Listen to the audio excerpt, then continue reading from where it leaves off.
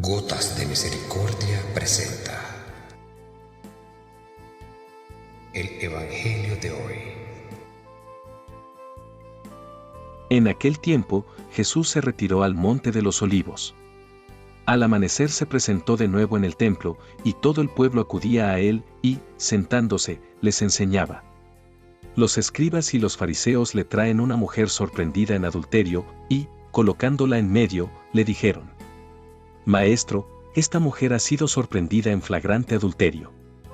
La ley de Moisés nos manda apedrear a las adúlteras. ¿Tú, qué dices?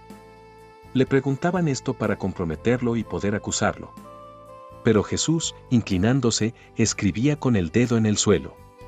Como insistían en preguntarle, se incorporó y les dijo: El que esté sin pecado, que le tire la primera piedra. E inclinándose otra vez, siguió escribiendo. Ellos, al oírlo, se fueron escabullendo uno a uno, empezando por los más viejos, y quedó solo Jesús, con la mujer en medio, que seguía allí delante. Jesús se incorporó y le preguntó: Mujer, ¿dónde están tus acusadores? ¿Ninguno te ha condenado? Ella contestó: Ninguno, Señor. Jesús dijo: Tampoco yo te condeno. Anda, y en adelante no peques más.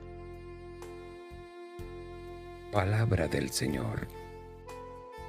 El Dios de la dignidad de los pequeños. El pasaje de la mujer adúltera, muy probablemente un texto de Lucas que en el trasiego de la transmisión de los textos pasó al de Juan, es una pieza maestra de la vida. Es una lección que nos revela de nuevo por qué Pablo hablaba así al haber conocido al Señor. Porque, aunque el apóstol se refería al Señor resucitado, en ese Señor estaba bien presente este Jesús de Nazaret del pasaje evangélico.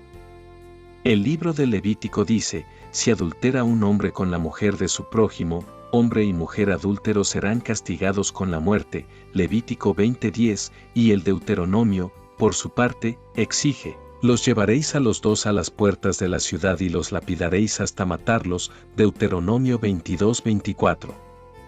Estas eran las penas establecidas por la ley. No tendríamos que dudar de que Dios esto no lo ha exigido nunca, sino que la cultura de la época impuso estos castigos como exigencias morales.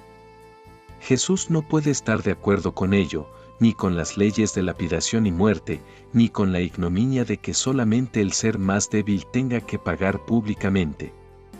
La lectura profética que Jesús hace de la ley pone en evidencia una religión y una moral sin corazón y sin entrañas. No mandó Jesús buscar al compañero para que juntos pagaran. Lo que indigna a Jesús es la dureza de corazón de los fuertes oculta en el puritanismo de aplicar una ley tan injusta como inhumana. Vemos a una mujer indefensa enfrentada sola a la ignominia de la mentira y de la falsedad. ¿Dónde estaba su compañero de pecado? ¿Solamente los débiles, en este caso la mujer, son los culpables? Para los que hacen las leyes y las manipulan sí, pero para Dios, y así lo entiende Jesús, no es cuestión de buscar culpables, sino de rehacer la vida, de encontrar salida hacia la liberación y la gracia. Los poderosos de este mundo, en vez de curar y salvar, se ocupan de condenar y castigar. Pero el Dios de Jesús siente un verdadero gozo cuando puede ejercer su misericordia. Porque la justicia de Dios, muy distinta de la ley, se realiza en la misericordia y en el amor consumado. Es ahí donde Dios se siente justo con sus hijos. Presentimos que en la conciencia más personal de Jesús se siente en ese momento, sin decirlo, como el que tiene que aplicar la voluntad divina. Lo han obligado a ello los poderosos, como en Lucas 15:1 le obligaron a justificar por qué comía con publicanos y pecadores. Jesús perdona su pecado, que nadie se escandalice de su permisividad, pero de qué distinta forma afronta la situación y el pecado mismo. Jesús escucha atento las acusaciones de aquellos que habían encontrado a la mujer perdiendo su dignidad con un cualquiera, probablemente estaba entre los acusadores, pero él era hombre y parece que tenía derecho a acusar, y lo que se le ocurre es precisamente devolvérsela para siempre. Eso es lo que hace Dios constantemente con sus hijos. Así se explica, pues, aquello que decía el libro Isaías de que todo quedará pequeño con lo que Dios ofrecerá a los hombres. Son estas pequeñas cosas las que dejan en mantillas las actuaciones del pasado, aunque sea la liberación de Egipto. Porque el Dios de la liberación de Egipto tiene que ser eternamente liberador para cada uno desde su situación personal. Eso es lo que sucede en el caso concreto con la mujer del pasaje evangélico de hoy. De nada le valía a ella que se hablara del Dios liberador de Egipto, si los escribas, los responsables, la dejaban sola para siempre. Jesús, pues, es el mejor intérprete del Dios de la liberación que se apiada y escucha los clamores y penas de los que sufren todo el peso de una sociedad y una religión sin misericordia. ¿Qué significa el que esté libre de pecado tire la primera piedra? ¿Por qué reacciona Jesús así? No podemos imaginar que los que llevan a la mujer son todos malos o incluso adúlteros. No es eso. Pero sí pecadores de una u otra forma.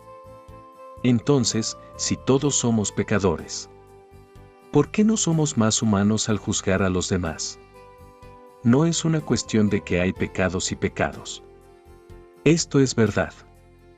Pero por muy simple que sea nuestro pecado, todos queremos perdón y misericordia. Los grandes pecados también piden misericordia, y desde luego, ningún pecado ante Dios exige la muerte. Por tanto, deberíamos hacer una lectura humana y teológica. Toda religión que exige la pena de muerte ante los pecados deja de ser verdadera religión porque Dios no quiere la muerte del pecador. Esto debería ya ser una conquista absoluta de la humanidad.